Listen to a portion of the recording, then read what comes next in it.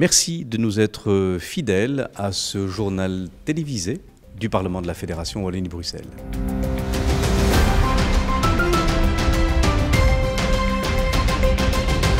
Le Parlement a décidé de modifier son règlement d'ordre intérieur, celui qui fixe l'organisation de ses travaux.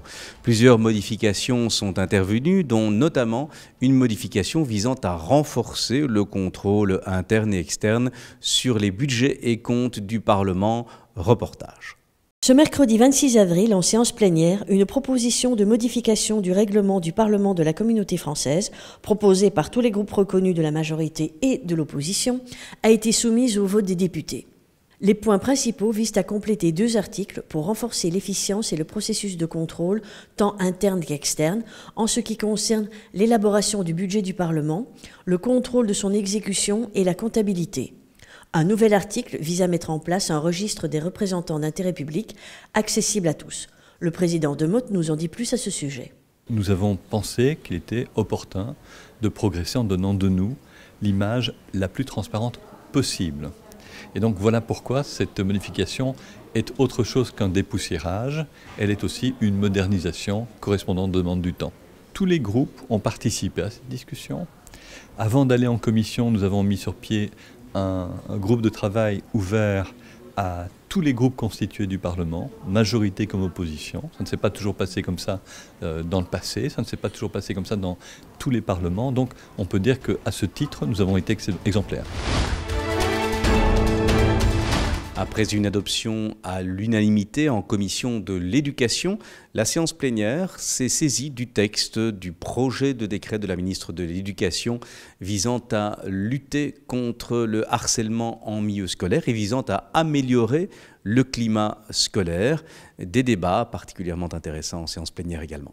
Après le vote à l'unanimité en commission de l'éducation, les députés ont adopté en séance plénière le projet de décret visant à améliorer le climat scolaire et la prévention du harcèlement et du cyberharcèlement dans les écoles. Une série de mesures ont été prises pour endiguer ce véritable fléau qui empoisonne la vie scolaire. Les députés nous font part de leur avis sur le sujet. Pour moi, ce qu'il y a de plus important, c'est que ça devient clairement une priorité dans toutes les écoles de lutter contre le harcèlement scolaire et de veiller au bien-être, au climat scolaire favorable pour tous les élèves.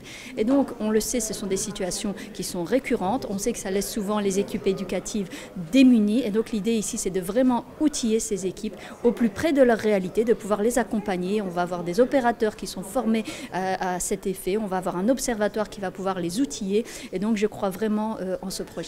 C'est un projet de décret qui comporte des avancées très positives puisque avant nous étions dans des appels à projets et maintenant, comme nous le demandions depuis longtemps avec mon groupe, nous sommes vraiment dans une politique structurelle de lutte contre le harcèlement et le cyberharcèlement scolaire. La volonté de mon groupe, c'est qu'au sortir de ces programmes cadres qui dureront 4 ans pour 400 écoles tous les 4 ans, c'est de vraiment les rendre autonomes et qu'elles n'aient plus besoin finalement d'une aide d'un opérateur externe agréé, qu'elles puissent poursuivre les missions et les actions qu'elles ont entreprises sur le terrain. Le point le plus important, c'est le changement de paradigme, c'est-à-dire qu'avant, c'était des appels à projets qui étaient lancés. Maintenant, c'est un programme cadre de référence auquel les écoles peuvent adhérer. Il y a un point qui m'inquiète et la ministre a décidé de pouvoir y travailler, c'est que les écoles qui ont l'habitude de pouvoir travailler sur les dossiers pourront adhérer au programme cadre. Pour les autres, c'est un peu plus compliqué. Les autres qui n'ont pas cette habitude et où il y a quand même du harcèlement, il faudra travailler pour les amener à pouvoir adhérer au programme cadre de référence commun.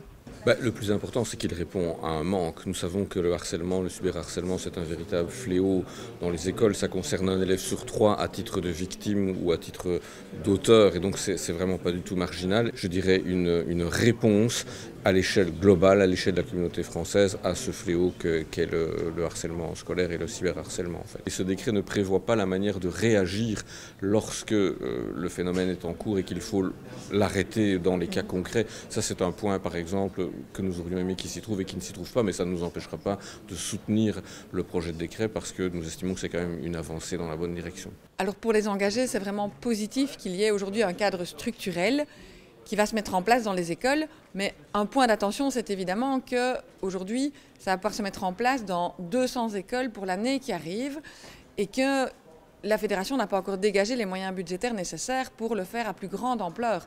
Or, si on continue à ce rythme-là, il faudra plus de 10 ans pour que toutes les écoles soient touchées par cette prévention contre le harcèlement. Et donc pour nous, c'est important d'accélérer le rythme dès l'année prochaine. Ce mardi 25 avril, dans le cadre de Réflexe où le Parlement et le Collège belgique de l'Académie organisent des rencontres, c'est Bruno Frère, directeur de recherche au FNRS, qui est venu parler de l'économie, ultime champ social à démocratiser, devant une assemblée nombreuse et attentive. La prochaine rencontre aura lieu le 23 mai à 12h30 avec Céline Spector comme oratrice sur le thème « La démocratie peut-elle être européenne ?»